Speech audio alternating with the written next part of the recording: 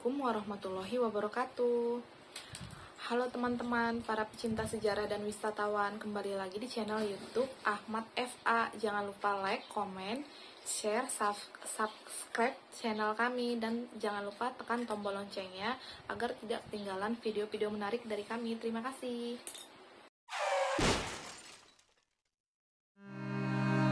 Assalamualaikum. Halo teman-teman, para pecinta sejarah dan wisatawan. Sesuai dengan pola tata kehidupan masyarakat Madura yang memiliki karakter Islam, maka saat ini muncullah masjid-masjid baru dengan ukuran yang bervariasi, dari yang sederhana sampai yang indah dan megah. Kembali lagi teman-teman, masih di lingkup sejarah. Kali ini kita mengulas salah satu ikon sejarah di Kota Pamekasan, yaitu sejarah Masjid Agung Pamekasan, Jawa Timur. Dilihat dari perkembangan Masjid Kota Pamekasan ini, yang semula dimotori oleh Raja Pamekasan sendiri pada 5 abad yang silam, sungguh sangat menggembirakan. Selain bentuk makin bertambah bagus, segala sarana keperluan peribadatan di dalamnya makin terpenuhi. Ini adalah masjid yang kami maksud teman-teman, Masjid Agung Asyuhada, posisi sebelah barat alun-alun Pamekasan. Masjid Agung Asyuhada Kabupaten Pamekasan ini bermula dibangun di tempat yang sama, yaitu tempat Masjid Raja, karena yang mendirikan masjid yang mula-mula tersebut adalah Raja Ronggo Sukowati. Raja Ronggo Sukowati memang merupakan Raja Pamekasan yang pertama beragama Islam. Masjid yang ada saat ini merupakan pengembangan masjid yang dibangun oleh Raja Ronggo Sukowati. Hal tersebut karena Raja membuat tempat sujud atau masjid. Pemberi nama ini datang dari kelompok keturunan langsung Ronggo Sukowati, antara lain marga Adikara. Namun setelah Madura dikuasai oleh Mataram yang kemudian oleh Mataram diterima oleh Belanda, semua yang berbau Madura dikecilkan dan pada hakikatnya stigma bagi Madura mulai terasa. Sebutan Langgar adalah pantas bagi Madura menurut mereka, bahkan Raden Pratanu disebutnya sebagai Pangeran Langgar, karena itu sejarawan di Jawa hanya mengenal seorang pangeran di Madura, yaitu Pangeran Langgar yang tertulis di makam Sunan Kalinyamat di Jawa Tengah. Oleh sebab itu pula setelah zaman berikutnya, terutama setelah Bupati Hindia Belanda yang pertama di Pamekasan 1804, Masegit Rato disebut juga dengan sebutan Langgar Rato. Hampir seluruhnya langgar yang dibangun masyarakat Islam saat itu di Madura dibuat dari kayu dan beratapkan rumbia. Bangunan Masjid Rato berdiri di atas tanah yang tentunya milik raja, tepat berada di tepi sungai. Penempatan di tepi sungai Kampung Masegit, yang lokasinya di sisi barat sungai dekat Masjid Raja hingga kiri kanan masjid merupakan tempat pekerja atau pemelihara masjid.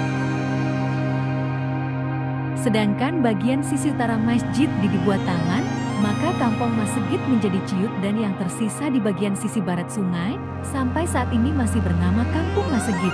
Sedangkan bagian Kampung Masegit di bagian sisi utara masjid lalu menjadi Kampung Taman. Dan di kanan masjid berubah pula namanya dari Kampung Masegit menjadi Kampung Barat Pos. Setelah pemerintah jajahan mendirikan kantor yang berfungsi jasa pos di ujung jalan Masegit yang sekarang. Setelah dinasti Ronggo Sukowati yaitu pewaris sebagai pemilik lokasi masjid sebagai pewaris dari raja yang mendirikan Masjid Rato satu demi satu tidak lagi berkuasa di Pamekasan, pemerintah Hindia Belanda pada tahun 1804 mengangkat saudara Sultan Bangkalan menjadi Bupati Pamekasan dan pengurusan masjid diangkat pegawai dari kerabat kaum bangsawan yang ditempatkan di perkampungan yang namanya Kampung Tumenggungan yang hingga saat ini diteruskan oleh keturunannya. Perkembangan Masjid Raja ini kemudian selalu mengikuti zaman para penguasa di Pamekasan yang terus berlangsung dari masa ke masa, yang tidak terlepas dari perkembangan arsitektur masjid yang ada di Jawa Timur, sebagaimana yang terlihat kemudian sampai saat ini. Langgar masjid zaman Wali, langgar masjid zaman penjajahan, dan langgar masjid zaman kemerdekaan. Masjid Raja ini kemudian direnovasi oleh para bupati atau penguasa setelah masa-masa berikutnya. Setelah Madura ditaklukkan Mataram, Sultan Agung memerintahkan penggusuran Masjid Raja.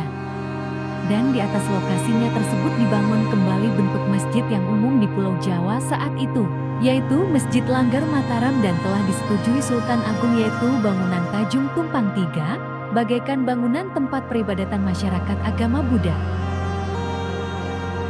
Perubahan masjid ini dilaksanakan ketika pemerintahan Adipati yang bernama Raden Gunung Sari bergelar Adikoro I pada saat VOC jatuh pada tahun 1799. Semua daerah koloninya diserahkan kepada pemerintah Belanda di negeri Belanda termasuk daerah Madura. Kemudian jajahan VOC tersebut oleh Belanda dinamakan Hindia Belanda dan Madura termasuk di dalamnya. Selama itu hingga tahun jatuhnya VOC Masjid Pamekasan ini belum direnovasi baik fisik dan tatanan pemeliharaannya. Masjid direnovasi tahun 1672 dilakukan cuma sekedar untuk syahnya syalat Jumat untuk menampung sebanyak 40 orang menurut mazhab Asy-Syafi'i ke-1. Pada pemerintahan Bupati Raden Abdi Jabar gelar Raden Adipati Aryo Kertomeprojo 1922 sampai dengan 1934. Masjid Rehab tahun 1672 tersebut diperluas ke samping dan ke depan yang demikian karena makin banyaknya khususnya saat mendirikan syalat Jumat, dan pada hakikatnya masjid sedang diarahkan untuk menjadi Masjid Jamik Kota Pamekasan. Pada tahun 1804 pemerintah penjajahan Hindia Belanda mengangkat saudara dari Sultan Bangkalan yang bernama Abdul Latif Palgunadi sebagai Bupati pertama Hindia Belanda di Pamekasan. Tepatnya pada tanggal 10 November 1804 yang kemudian dikukuhkan dengan surat keputusan tanggal 27 Juli tahun 1819 sebagai Panembahan Pamekasan dengan gelar Panembahan Mangkuadi-Ningrat. Namun sejalan dengan pengukuhan tersebut, pemelihara masjid dipercayakan kepada pejabat yang diangkat oleh pemerintah Panembahan Pamekasan dengan pangkat tumenggung yang ditempatkan di tanah milik pemerintah Panembahan Pamekasan di sekitar masjid sebagai perluasan dari kampung masjid yang sudah ada yang saat ini masih berbekas di Kampung Tumenggungan. Namun pada tahun 1939 saat Pamekasan diperintah oleh Bupati Raden Ajeng Asis Raden Aziz berkuasa dari tahun 1939 sampai 1942 atas anjuran Gubernur Jawa Timur saat itu yaitu Van der Plas. Masjid Rato yang telah beberapa kali mengalami renovasi tersebut dirombak total dan di atasnya dibangun masjid model Wali Songo yaitu segi 4 beratap Tajung Tumpang 3. Namun, masjid yang dibangun masa pemerintahan Bupati Raden Ajeng Abdul Aziz ini tidak sepenuhnya menurut model Wali Songo, sebab tidak memiliki serambi. Bahkan tiang agungnya terdiri dari 16 batang tiang bukan 4 tiang sebanyak itu untuk menunjukkan bahwa masjid ini dibangun di atas tanah masjid yang mula-mula yaitu Masjid Rato yang dibangun pada abad ke-16. Setelah direnovasi pada tahun 1939 yang diresmikan pada tanggal 25 Agustus tahun 1940, kemudian masjid ini dinamakan Masjid Jamik Kota Pamekasan dengan 2 buah menara kembar di kanan kiri masjid, menara setinggi 20 meter. Nama Masjid Jamik ini bertahan hingga tahun 1980, bahkan tidak sedikit penduduk Pamekasan yang menyebutkan demikian hingga saat ini. Namun, pada tahun 1980 masjid ini diperluas ke depan sejauh 5 meter. Tambahan ini adalah merupakan serambi.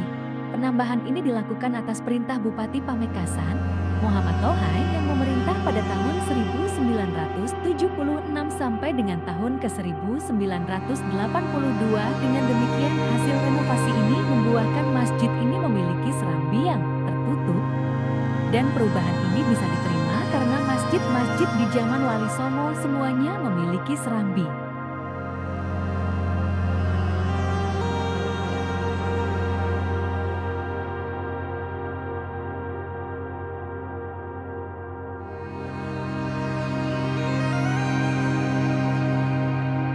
Demikian, itulah teman-teman, perjalanan kali ini di Masjid Agung Pamekasan.